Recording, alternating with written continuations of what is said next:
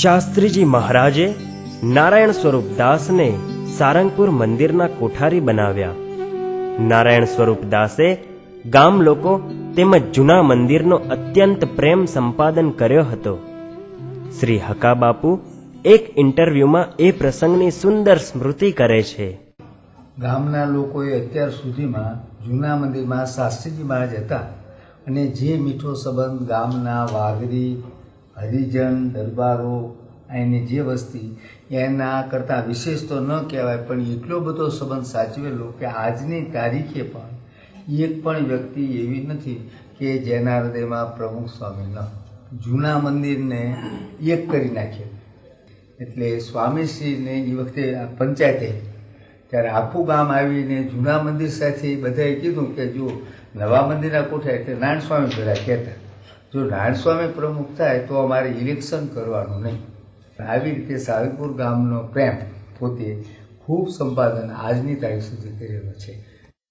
સારંગપુર મંદિરના કોઠારી તરીકેની કારકિર્દી દરમિયાન નારાયણ સ્વરૂપ દાસની વિચક્ષણતા, વ્યવહારુતા અને કાર્યદક્ષતા જોઈને શાસ્ત્રીજી મહારાજે બોચાસણવાસી સંસ્થાના પ્રમુખ તરીકેનો કળશ તેમના ઉપર ઢોળ્યો.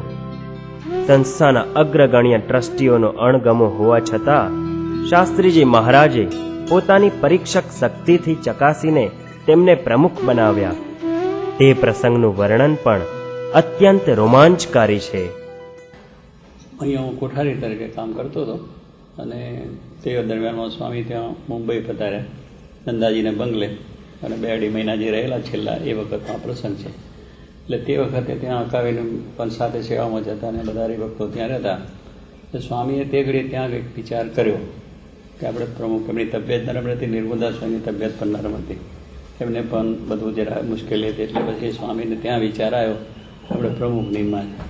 અને એ વાત એમને અકાભાઈને કરી, સ્વામી તમે એને જ્ઞાનદાન કાગળ લખો કે આપણે પ્રમુખ કરવા છે ને આ રીતે કરવું છે.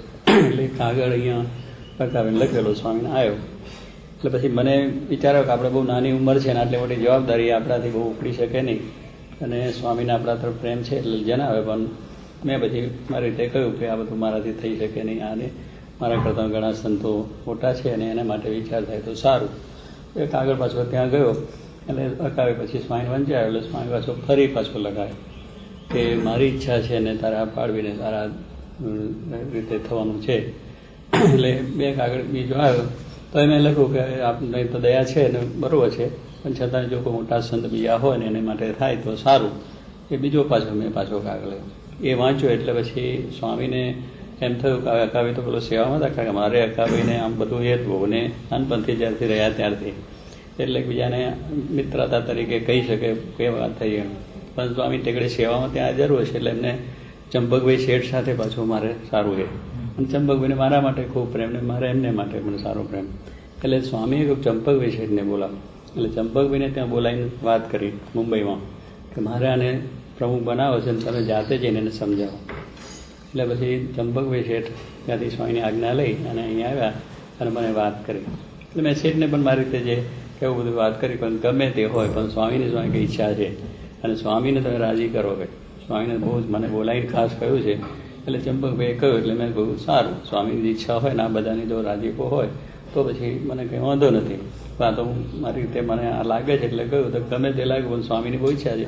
એટલે ચંપકભાઈને આ પડે ચંપકભાઈ સીધો ત્યાં પાછો કાગળ લખ્યો કે હા પાડી છે. એટલે સ્વામી બહુ રાજી થઈ ગયા અને એ પછી સ્વામી આ બધું ત્યાં મોદે રહી અને પછી ફરતા અહીંયા આવ્યા અને પછી મંદવાડ એમને થયો સારંગપુર. પછી અમદાવાદ ગયા અને અમદાવાદ ગયા પછી એમને આ નક્કી જ કર્યું કે આપણે આ વિધિ કરી દેવું પ્રમુખ પદા માટેનું. એટલે પછી અકાવે બધા કાગળ લખ્યા, બધા ટ્રસ્ટીઓને વાત કરી કે આપણે પ્રમુખ નિમા છે ને આ રીતે એમને વાત કરી બધી. એટલે તે ઘડી પછી જરા ખડબડાટ બધાને થયો. મગનભાઈને આપણે જે કહીએ છીએ વાત એ કે આવા નાનાને સાધુને આ પ્રમુખ પદ અપાય એ બરાબર નથી. એમને જોગી મહારાજ સારા સંત છે અને આવા મોટા સંત છે, આખા સત્સંગને માન્ય છે અને એમને જો આ રીતે થાય તો બહુ સારું કહેવાય અને આ નાની ઉંમર છે એટલે એ વિચારથી પછી જરા બધી વાતચીત ખડબડાટ ચાલી.